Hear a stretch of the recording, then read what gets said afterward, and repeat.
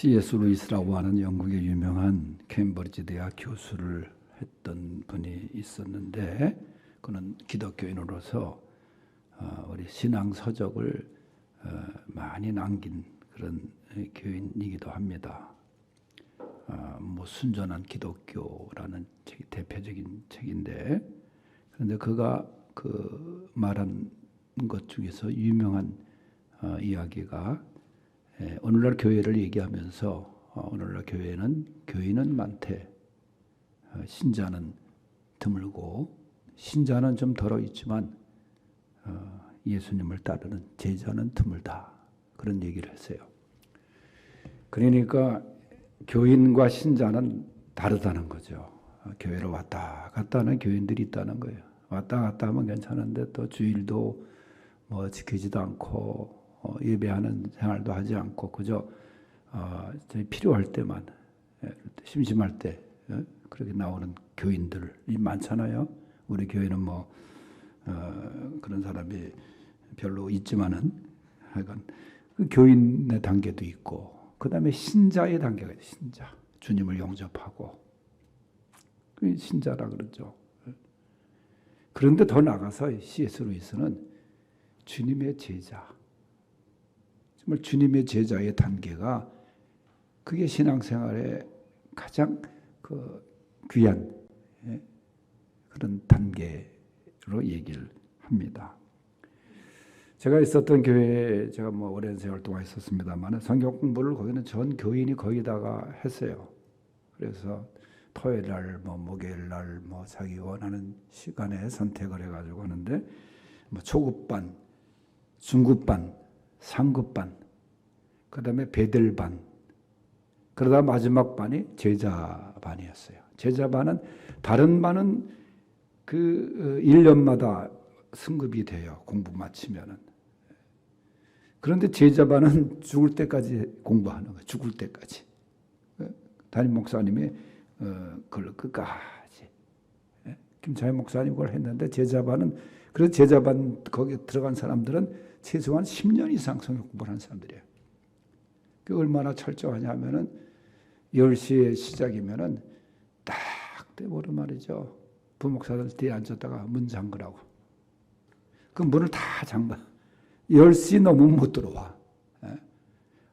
그래도 그거 보면 참 그렇게 목회를 하셨는데, 그것까지는 좀 괜찮은데, 제가 경험한 것 중에는 구역장 이제 야유회 가잖아요. 교회 버스가 거기 한 대여섯 대가 있었는데, 그래서 보통 10시에 출발한다 그러면은 10시 딱 되면 출발.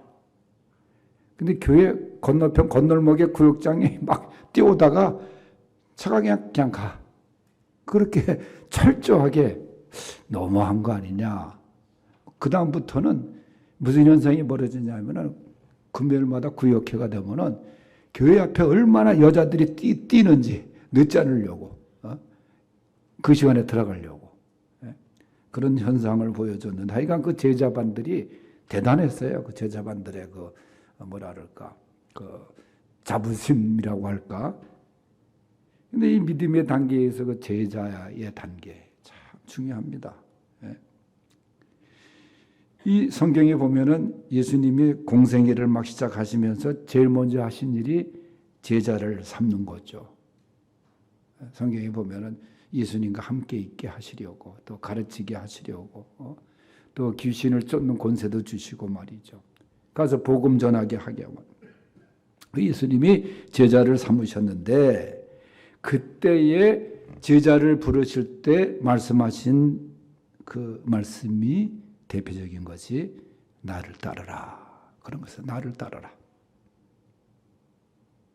1월 18절 말씀에도 고기를 잡고 있던 베드로 안드레 형제에게 말씀하시되 나를 따르라. 내가 너희를 사람 낚는 어부가 되게 하리라. 또 마태복음 9장 9절에 보면은 갈릴리 세간에 앉아있던 마태라는 사람에게 예수님이 하신 말씀이 그 말씀이에요. 나를 따르라. 그러니까 이 마태가 세가를 자리에 앉아있던 것을 일어나서 이제 따르죠. 그러니까 제자라는 것은 뭐냐? 예수님을 따르는 사람이 제자입니다. 예수님을 따르는 사람. 그러니까 우리 그런 의미에서 보면 우리 모두가 다 예수님을 따르는 제자의 삶을 살아야 된다는 거예요.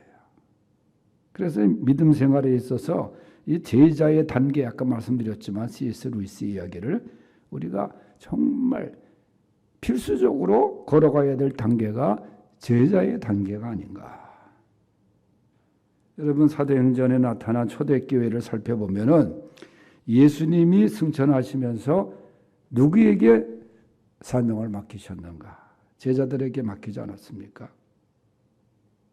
그래서 그 제자들이 복음을 전하고 순교를 당하고 초대교회가 부흥되지 않아요?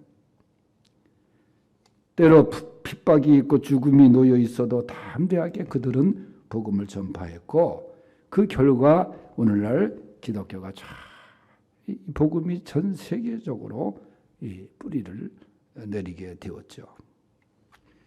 오늘 본문에 보면 예수님이 제자를 처음 부르신 사건을 또 기록하고 있어요. 대부분 바닷가에서 고기를 잡던 그 생업의 현장에서 곧바로 예수님의 제자가 된 사람의 이야기. 사실 하루하루 고기를 잡아서 먹고 사는 그 어부들, 어떻게 보면 가난한 서민층이에요. 근데 예수님이 나를 따르라 하는 말씀에 따른다는 것이 대단한 결단이 없이는 사실 어렵지 않습니까? 직업을 바꾸고 삶의 방향을 바꾼다는 것이 그렇게 쉬운 일이 아니잖아요. 그런데 그들이 참 예수님의 말씀에 따라갔어요. 그래서 첫 번째 부르심을 받은 오늘 제자 베드로, 안드레. 그 이어서 이제 야고보, 요한이 나오지 않습니까? 그런 제자들 어떤 사람들이었는가? 첫째는 열심히 일하는 사람들이었어요. 18절 말씀에 보면은 갈릴리 해변에 다니시다가 두 형제 곧 베드로라 하는 시몬과 그의 형제 안드레가 바다에 그물 던지는 것을 보시니 그들은 어부라. 그러니까 그들이 예수님을 만날 때 그 상황이 뭐예요? 갈릴리 해변에서 이 두 형제가 바다에 그물을 열심히 던지고 있었다는 거예요. 그물을 던지고 있을 때 예수님을 만났다는 거예요. 이 갈릴리라는 호수는 저도 딱 한 번, 몇십 년 전에 한 번 제가 학교에 있을 때 성지순례 간 적이 있으면 지금 가물가물해요. 그런데 그때도 배를 타고 이 갈릴리 호수를 이제 목사님들과 함께 이렇게 쭉 가는데 이 배가 요동이 치는 거예요. 어느 적당한 적이 오니까.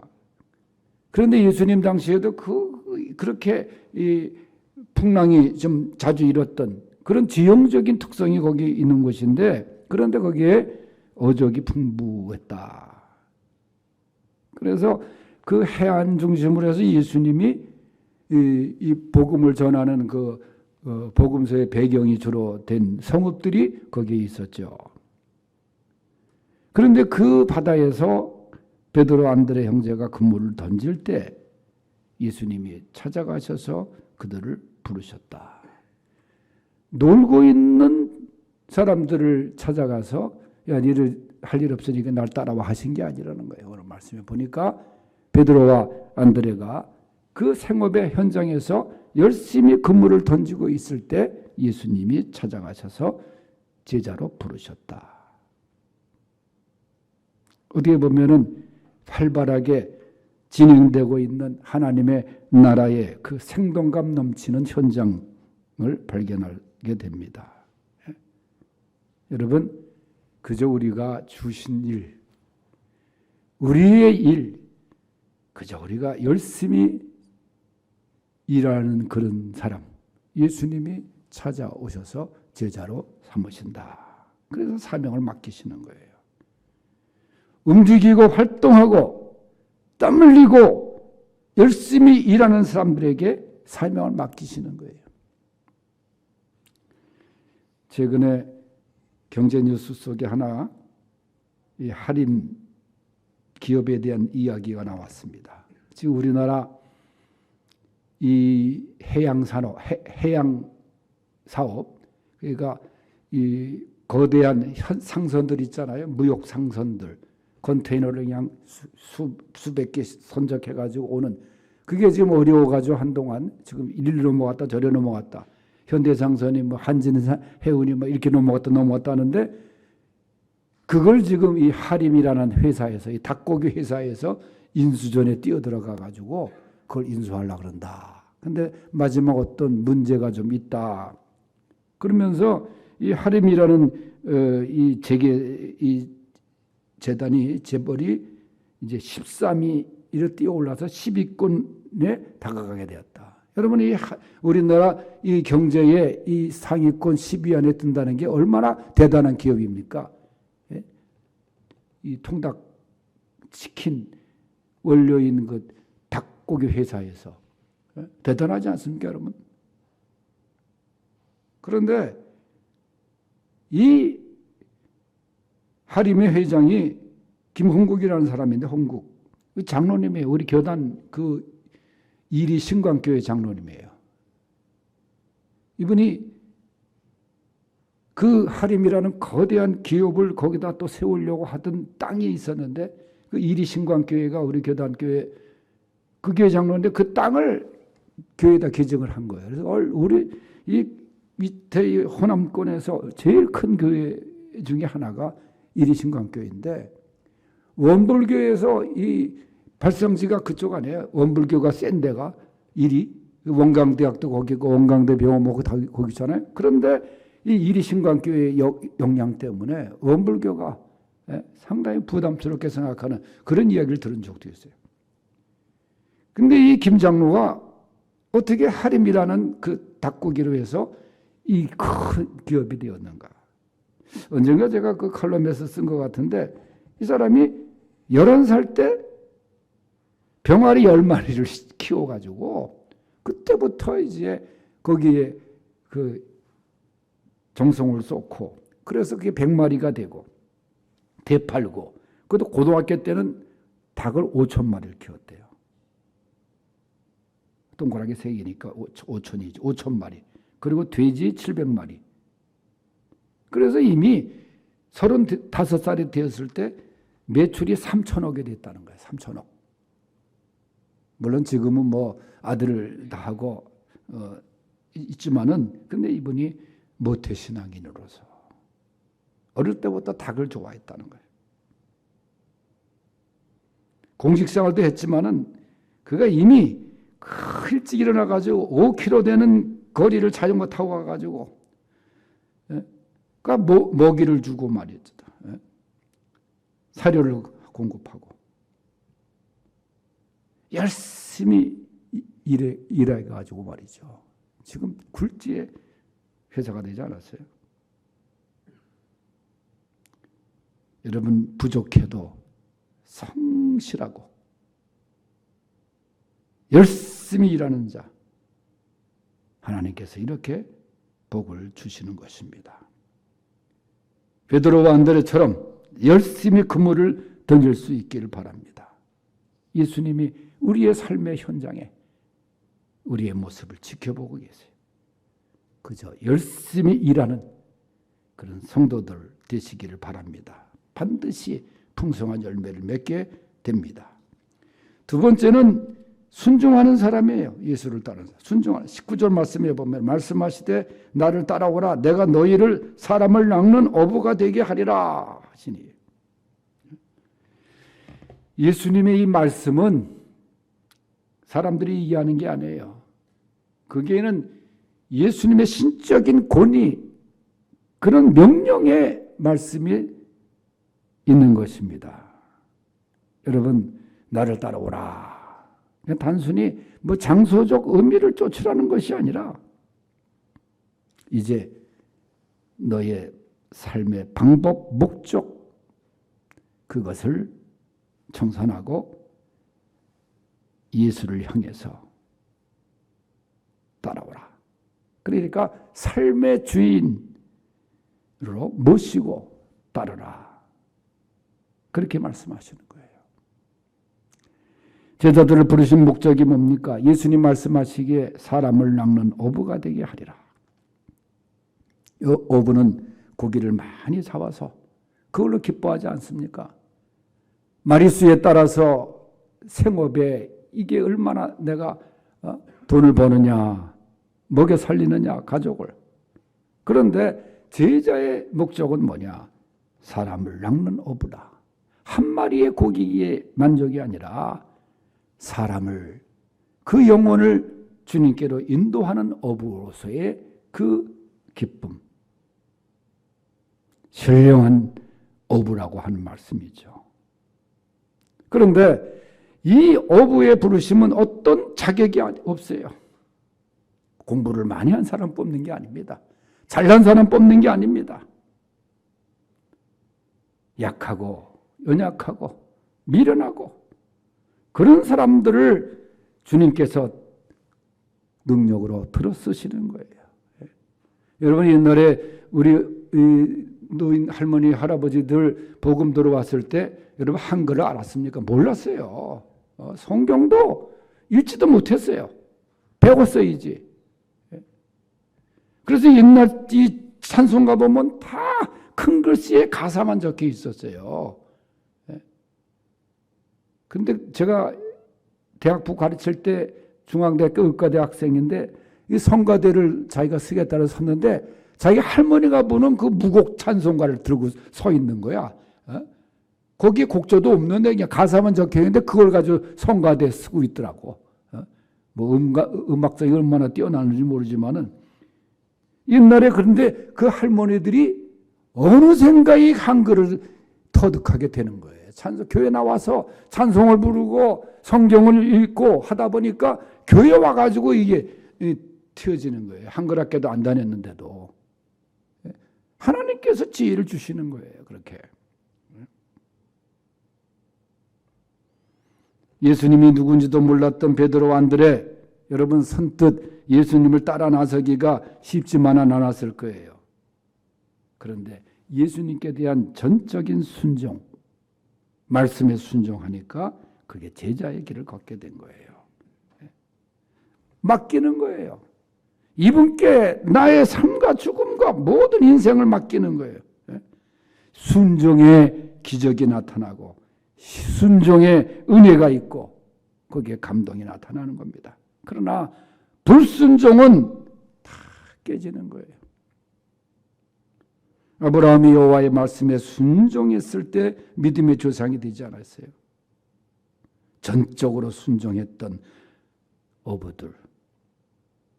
그래서 정말 주님의 귀한 제자로 사람 낚는 어부로 쓰임받게 되는 것입니다. 쓰임받는 그런 제자들, 순종의 결과입니다. 세 번째는 헌신하는 사람입니다. 본문 20절에 보면 그들이 곧 그물을 버려두고 예수를 따르니라. 그물을 버려두고 예수를 따르니라. 버린다는 것은 여기서 멀리 던지다, 포기하다 그런 뜻이에요. 예수님을 따르기 위해서 세상적인 욕망을 버린 제자들의 철저한 자세를 말하는 거예요. 여러분, 제자는 주님을 더 사랑하고 따라가는 사람들입니다. 양다리 걸치는 게 아닙니다. 그리스도의 제자는 마땅히 먼저 하나님 나라와 의를 구하는 자기 헌신적인 삶을 살아야 되는 거예요. 그래서 예수님을 향한 대결단, 유턴이 있어야 되는 거예요. 예수님 마음에, 예수님과 같은 생각에 그 방향을 가야 되는 거예요.